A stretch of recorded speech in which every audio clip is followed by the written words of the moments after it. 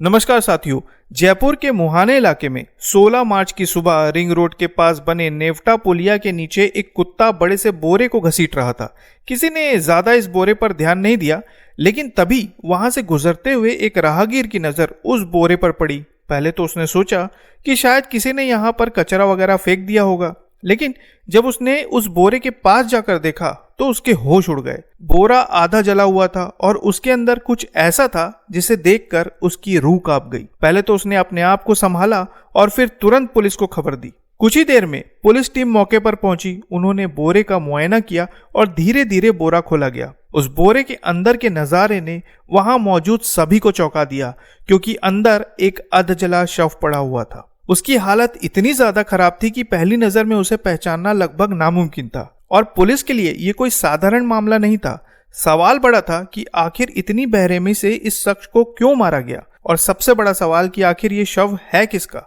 खबरों की माने तो शुरुआती जांच में पुलिस ने शव की पहचान करने की पूरी कोशिश की। आसपास हर किसी से पूछताछ की गई, लेकिन कोई भी इसे पहचान नहीं पा रहा था। फिर पुलिस ने अपने सबसे भरोसेमंद हथियार का इस्तेमाल किया। जी हाँ, सीसीटीवी कैमरा। इलाके के हर कैमरे की फुटेज खंगाली जाने लगी। आसपास के इलाके के हर सीसीटीवी फुटेज की जांच शुरू हुई। आने जाने वाले हर व्यक्ति पर गौर किया गया, और तभी अचानक एक फुटेज सामने आई जिस पर पुलिस को शक हुआ, क्योंकि ये फुटेज बाकी फुटेज से बिल्कुल अलग थी। फुटेज में एक बाइक दिखाई दी जिस पर तीन चीजें साफ साफ नजर आ रही थी: एक आदमी, एक औरत और उनके बीच में रखा एक बड़ा सा बोरा। बाइक चलते हुए अलग अलग जगहों से गुजर रही थी और हर कैमरे में ये तस्वीर कैद हो गई। पुलिस ने सबसे पहले इस बाइक की पहचान की। फुटेज में दिख रहे बाइक के नंबर प्लेट को ट्रेस किया गया और जल्द ही बाइक मालिक की जानकारी सामने आ गई। इसके बाद कहानी ने एक ऐसा मोड़ लिया जिसकी किसी को उम्मीद नहीं थी। बाइक पर बैठी औरत कोई और नहीं बल्कि मृतक की अपनी पत्नी थी, गोपाली देवी, और उसके साथ बाइक चला रहा शख्स था दीनदयाल कुशवाहा, जो पेशे से कपड़ों की दुकान चलाता था। अब पुलिस ने पहली बड़ी गुत्थी सुलझा ली थी। मृतक कोई अजनबी नहीं था बल्कि अपनी ही पत्नी की साजिश का शिकार हुआ था। लेकिन ये घटना क्यों हुई, इस सवाल का जवाब जानने के लिए पुलिस ने गोपाली देवी को हिरासत में लिया और फिर पूछताछ शुरू की। खबरों की माने तो गिरफ्तारी के बाद पहले तो वो कुछ भी बताने को तैयार नहीं थी। कई सवाल किए गए, लेकिन महिला ने कुछ नहीं बताया। लेकिन जब उसे सीसीटीवी फुटेज दिखाई गई तो उसके चेहरे का रंग उड़ गया, माथे से पसीना आने लगा और जल्द ही उसे समझ में आ गया कि अब बचना मुश्किल है। थोड़ी देर की चुप्पी के बाद उसने वो कहानी बताई जिसने सबको चौंका दिया। खबरों के अनुसार गोपाली देवी ने यह बताया कि वो करीब 15 सालों से दीनदयाल कुशवाहा के साथ प्यार करती थी, लेकिन इस बारे में उसके पति धन्नालाल को भनक भी नहीं थी। 15 साल से वो अपने पति को धोखा दे रही थी। वो हर दिन अपने पति से ये कहती कि वो फैक्ट्री में मजदूरी करने जा रही है, लेकिन असल में वो दीनदयाल की दुकान पर चली जाती थी। अब ये सिलसिला 15 सालों से चल रहा था, लेकिन कहते हैं ना एक दिन चोर की चोरी पकड़ी ही जाती है। अब हुआ ये कि कुछ दिन पहले धन्नालाल को अपनी पत्नी की हरकतों पर शक हुआ। उसे लगा कि उसकी पत्नी उससे कुछ छुपा रही है, इसलिए उसने उस पर नजर रखनी शुरू कर दी। अब 15 मार्च को जब गोपाली रोज की तरह घर से निकली तो इस बार धन्नालाल भी चुपचाप उसके पीछे पीछे चल पड़ा। वो देखना चाहता था कि उसकी पत्नी आखिर दिन भर करती क्या है। संगानेर की कशीदों वाली गली में जाकर उसने देखा कि उसकी पत्नी एक दुकान में दीनदयाल के साथ बैठी है। दुकान थी श्यामलाल फैशन, जो दीनदयाल कुशवाहा की थी। धन्नालाल ने जब अपनी पत्नी को किसी और मर्द के साथ इतनी सहजता से बैठा देखा तो उसे सब कुछ समझ में आ गया कि उसकी पत्नी आखिर छुपा क्या रही थी। वो गुस्से में दुकान के अंदर घुस गया। धन्नालाल को देखते ही दोनों की हालत खराब हो गई, जिसके बाद बात आगे बढ़ गई और बहस शुरू हो गई। बहस तेज होती गई और तभी दीनदयाल ने कहा कि इस मुद्दे को आराम से बैठकर सुलझाते हैं, लड़ाई झगड़ा करने से कुछ हासिल नहीं होगा। उसने कहा कि दुकान के ऊपर एक कमरा है, वहां चलकर बात करते हैं और आराम से बैठकर इस मुद्दे को सुलझा लेते हैं, क्योंकि यहाँ पर आते जाते लोग हमें देखते रहेंगे। इसके बाद वो धन्नालाल को दुकान के ऊपर बने कमरे पर ले गया, मगर वहां जो हुआ वो धन्नालाल के लिए किसी बुरे सपने से कम नहीं था। जैसे ही वो कमरे में पहुंचा, पीछे से गोपाली यादव ने दरवाजा बंद कर दिया। फिर दीनदयाल ने पास रखा एक लोहे का पाइप उठाया और पूरी ताकत से धन्नालाल के सिर पर वार कर दिया। एक वार, फिर दूसरा वार। धन्नालाल जमीन पर गिर पड़ा, मगर उसमें अभी भी जान बाकी थी। गोपाली यादव को डर था कि कहीं उसका पति किसी तरह बचकर बाहर ना निकल जाए।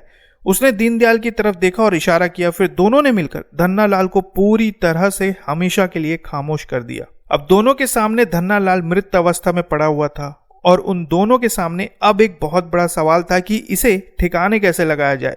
दीनदयाल, जो कपड़े की दुकान चलाता था, उसने तुरंत प्लास्टिक और बड़े बड़े बोरे निकाले। दोनों ने मिलकर शव को प्लास्टिक में लपेटा, फिर उसे एक बड़े बोरे में डाला और फिर उस बोरे के ऊपर एक और प्लास्टिक की परत चढ़ा दी ताकि कोई गंध बाहर न जाए।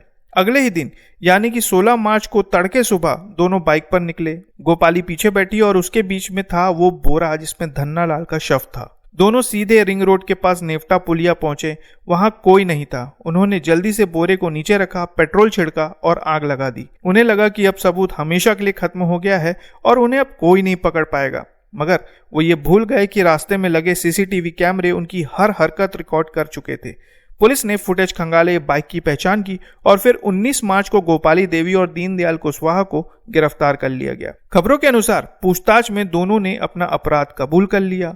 उनका सोचना था कि वे बड़ी सफाई से बच जाएंगे, लेकिन अपराध हमेशा एक निशान छोड़ जाता है। जो लोग ये सोचते हैं कि गलत काम करके वे कानून से बच सकते हैं, वे ये भूल जाते हैं कि कैमरे की निगाहें हर तरफ होती हैं और कानून का शिकंजा कभी ढीला नहीं पड़ता। तो दोस्तों, मेरठ केस की तरह जयपुर की एक और पत्नी ने अपने पति को हमेशा के लिए खामोश कर दिया। ऐसी घटनाओं पर आपकी क्या राय है, कमेंट बॉक्स में जरूर बताइएगा और बिल्कुल नई खबर के लिए बने रहिए नवीन खबर के साथ। फिर मिलते हैं एक और नए वीडियो में। धन्यवाद। तो 16 मार्च की शाम को दोपहर बाद एक सूचना मिली थी कि एक आधी जली हुई मोहाना थाना क्षेत्र में मेन सड़क से थोड़ी दूरी पर ढलान के ऊपर पड़ी हुई है, जिस पर तुरंत मौके पर एसीपी मानसरोवर और एसएचओ मोहाना में टीम के पहुंचे। मौके के जो अलामात थे वो कुछ इस तरह से थे कि ऐसा लग रहा था कि किसी ने इस व्यक्ति को, जो मृतक है, उसकी हरके और सबूत मिटाने के लिहाज से जला करके एक कट्टे में डाल के और काफी हद तक जली हुई थी उसको वहां डंप किया हुआ था। न सिर्फ अनजान थी बल्कि हत्या का जो अंदेशा था उस संबंध में भी कोई विशेष तरह का क्लू मौके के अलामात से हमें नहीं लग पा रहा था। एक चैलेंजिंग वारदात थी, बट इसमें एक विशेष टीम का गठन bravo south, ACP Mansarovar, DST south और सर्किल मानसरोवर की टीम के चुनिंदा अधिकारियों को लेकर के किया गया, जिन्होंने लगातार 2 दिन प्रयास करके जो मृतक है, जो अननोन थी, उसको आइडेंटिफाई किया। मृतक का नाम धन्नालाल सैनी सामने आया।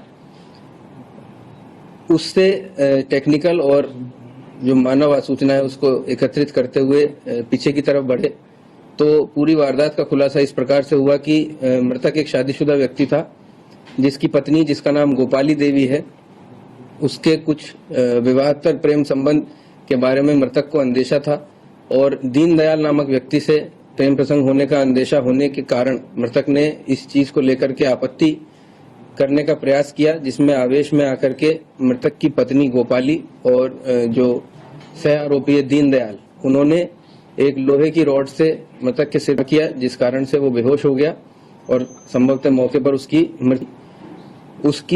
जो डेड है उसको छुपाने के लिए और समस्त साक्ष्यों को नष्ट करने के लिए दोनों ही आरोपियों ने मृतक को एक कट्टे में डाल करके मोटरसाइकिल पे और जो घटनास्थल है जहां से बरामद हुई थी वहां डंप किया और उसको जलाने का प्रयास किया गया। एक बहुत लंबी दूरी तक सीसीटीवी कैमरे देखे गए। आरोपियों को संदिग्ध मानते हुए हिरासत में लेके पूछताछ की गई और ये घटनाक्रम पूरी तरह से क्लियर हुआ और पूरी वारदात का खुलासा हुआ है, जिसके लिए पूरी टीम बधाई की पात्र है। धन्यवाद।